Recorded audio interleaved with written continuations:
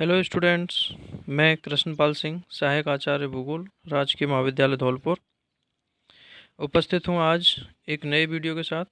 और आज हम अपने इस वीडियो में बात करेंगे शैलों के प्रकार के बारे में। शैल अर्थात चट्टानें।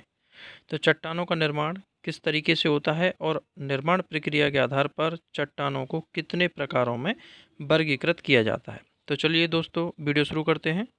तो सबसे पहले हम जानेंगे चट्टानों के बारे में सामान्य परिचय। तो पृथ्वी की जो भूपर्पटी है वो चट्टानों से बनी हुई है, अर्थात स्थल मंडल की जो ऊपरी कठोर परत है उसको चट्टानों के नाम से जाना जाता है। और किसी भी चट्टान का निर्माण एक से अधिक खनिजों से मिलकर होता है, अर्थात चट्टान का जो निर्माण है वो कई प्रकार के खनिजों के मिलने से होता है। और ये चट्टानें विशेषता के आधार पर कठोर भी हो सकती हैं और मुलायम भी हो सकती हैं तथा विभिन्न प्रकार के रंगों में हो सकती हैं, अर्थात चट्टानों के रंगों में भी भिन्नता पाई जाती है तथा चट्टानों की कठोरता भी अलग अलग पाई जाती है। जैसे यदि हम बात करें ग्रेनाइट की, तो ग्रेनाइट एक कठोर प्रकार की चट्टान है। वहीं सैलखड़ी की हम बात करें तो सैलखड़ी या चूना पत्थर जिसको हम कह सकते हैं वो मुलायम प्रकार की चट्टान है। वहीं यदि रंग के आधार पर बात करें तो जैसे गैब्रो की चट्टान है वो काले रंग की होती है, वहीं क्वार्ट्जाइट दूध या सफ़ेद रंग की चट्टान है। तो इस आधार पर कठोरता और रंगों के आधार पर चट्टानें अलग अलग प्रकार के रंग और कठोरता वाली मिलती हैं। चट्टानों में खनिज घटकों का कोई निश्चित संगठन नहीं होता, अर्थात हर चट्टान की अपनी विशेषता होती है और हर चट्टान में खनिजों का जो संगठन है वो अलग अलग अनुपात में पाया जाता है। निर्माण पद्धति के आधार पर, अर्थात उनके बनने के आधार पर हम चट्टानों को प्रमुख रूप से 3 वर्गों में विभाजित कर सकते हैं। 3 प्रकार की चट्टानें हम वर्गीकृत कर सकते हैं। तो चलिए सबसे पहले अब हम उन 3 प्रकार की चट्टानों के बारे में, उनकी मूल विशेषताओं के बारे में जानते हैं। तो सबसे पहली है आग्नेय चट्टान। आग्नेय चट्टान जिसको अंग्रेजी में इग्नियस रॉक के नाम से जाना जाता है और नाम से स्पष्ट है, आग्नेय अर्थात अग्नि के समान। और इसका नाम इसीलिए है क्योंकि यह तप्त ज्वालामुखी का जो लावा या मैग्मा है उसके ठंडे होने से बनती हैं, इसीलिए इनको आग्नेय या अग्नि के समान कहा जाता है।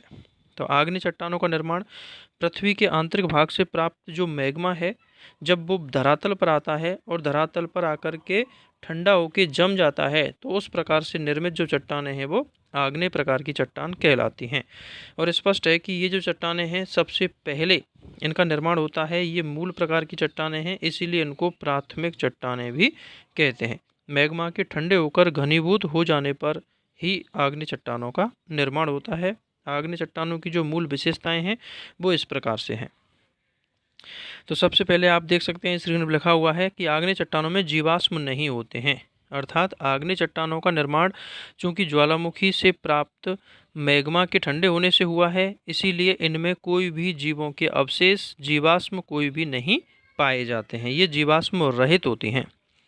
दूसरी विशेषता है आग्नेय चट्टानों में परतों का अभाव पाया जाता है, क्योंकि जब ये जमती हैं तो एक साथ वो मैग्मा क्रमानुसार ठंडा होकर के जमता है, इसीलिए इन आग्नेय प्रकार की चट्टानों में कोई भी परत नहीं पाई जाती हैं। इनमें रंध्र अवश्य पाए जाते हैं, दरार और संधियां अवश्य पाई जाती हैं, लेकिन परतों का पूरी तरह से अभाव होता है।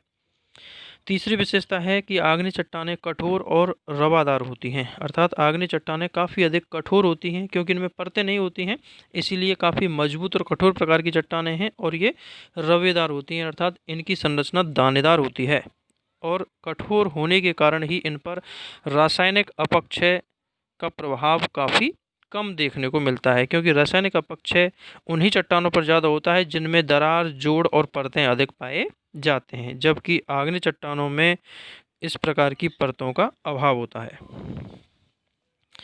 अगली विशेषता है आग्नेय चट्टानों की कि चूंकि आग्नेय चट्टानों का निर्माण ज्वालामुखी से प्राप्त मैग्मा से होता है, इसीलिए आग्नेय चट्टानें अधिकांशतया ज्वालामुखी क्षेत्रों में ही अधिक देखने को मिलती हैं।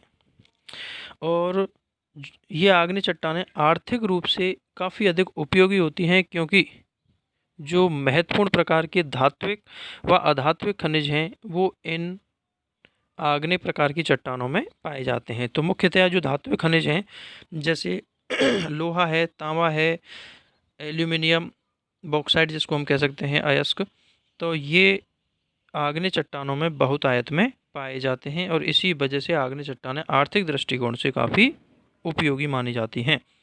और यदि हम उदाहरण की बात करें तो आग्नेय चट्टानों के उदाहरण के रूप में हम ग्रेनाइट प्रकार की चट्टानें हैं, बेसाल्ट की चट्टानें हैं, पेग्मेटाइट है, गैब्रो है, ये सभी आग्नेय चट्टानों के ही उदाहरण हैं। तो चलिए अब हम बात करते हैं दूसरे प्रकार की चट्टानों की, और दूसरे प्रकार की चट्टान है अवसादी चट्टानें। अवसादी चट्टानें नाम से स्पष्ट है, इनको अंग्रेजी में सेडिमेंट रॉक के नाम से जाना जाता है और अवसाद के जमने से इनका निर्माण होता है, इसीलिए इनको अवसादी चट्टान कहते हैं।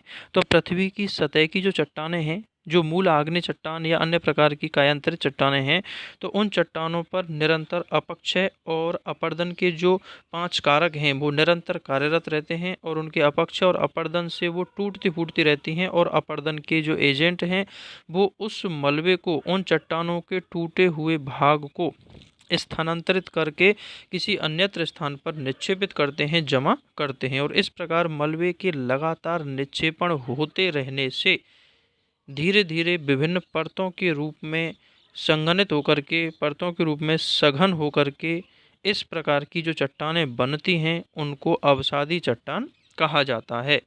और चट्टानों के बनने की ये जो प्रक्रिया है इसको शिली भवन के नाम से जानते हैं। तो शिली भवन मतलब शैलों का बनना।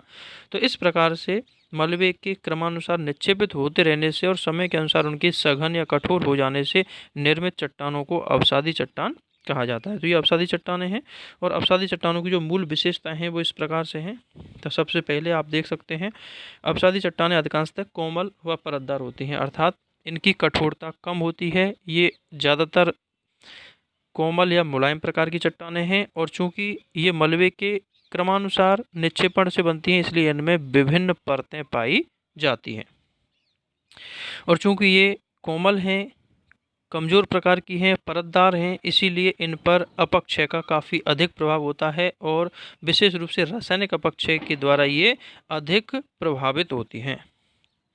तीसरा इसकी मुख्य विशेषता है कि अवसादी चट्टानों में वनस्पति और जीव जंतुओं के जीवाश्म बड़ी मात्रा में पाए जाते हैं, अर्थात अवसादी चट्टानों में जीवाश्म बहुतायत में पाए जाते हैं क्योंकि इनका निर्माण अपर्दन से प्राप्त मलबे से होता है और चूंकि उससे पहले जो मूल चट्टानें हैं उनके ऊपर जो विभिन्न वनस्पतियों के जो भाग हैं वो उस चट्टानों के साथ मिश्रित अवस्था में, उस मलबे के साथ मिश्रित अवस्था में आकर के जमा होते हैं, इसीलिए इन अवसादी चट्टानों में जीवों के अंश या जीवाश्म काफ़ी अधिक मात्रा में पाए जाते हैं। तो ये अवसादी चट्टानों की एक बहुत इंपॉर्टेंट विशेषता है।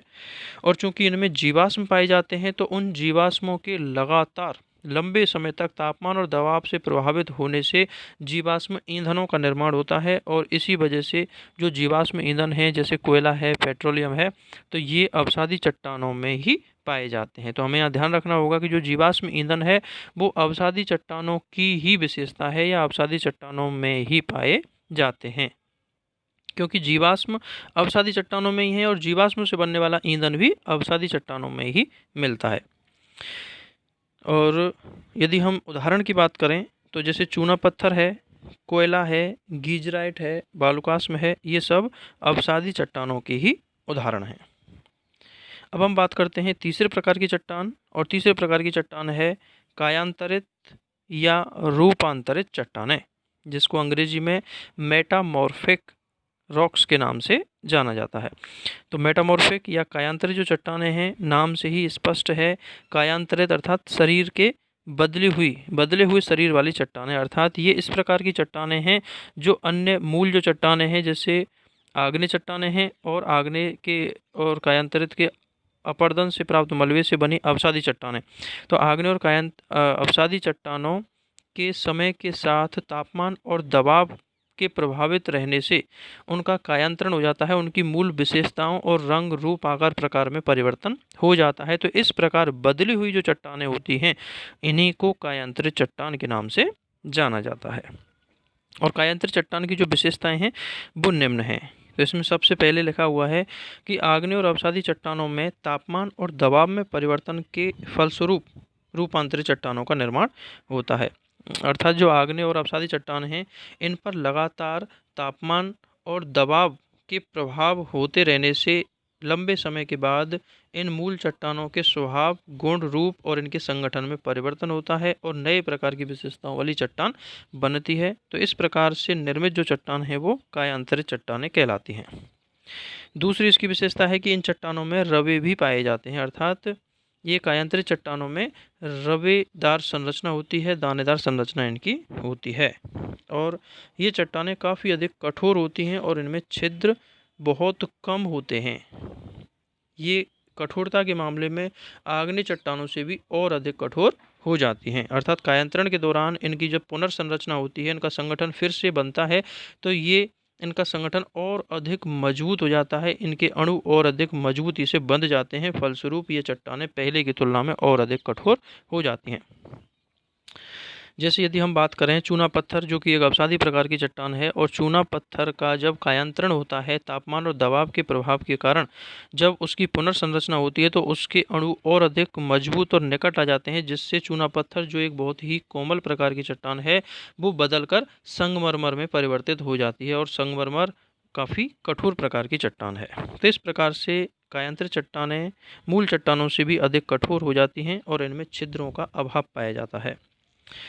अगली विशेषता है कायांतरित चट्टान की कि इन चट्टानों में खनिज संरचना मूल चट्टानों से भिन्न पाई जाती है, अर्थात जिन चट्टानों से कायांतरित चट्टानें बनी हैं तो उन मूल चट्टानों से इन कायांतरित चट्टानों की जो संरचना है वो पूरी तरह से भिन्न होती है तथा इन चट्टानों का संगठन भी मूल चट्टानों से भिन्न पाया जाता है।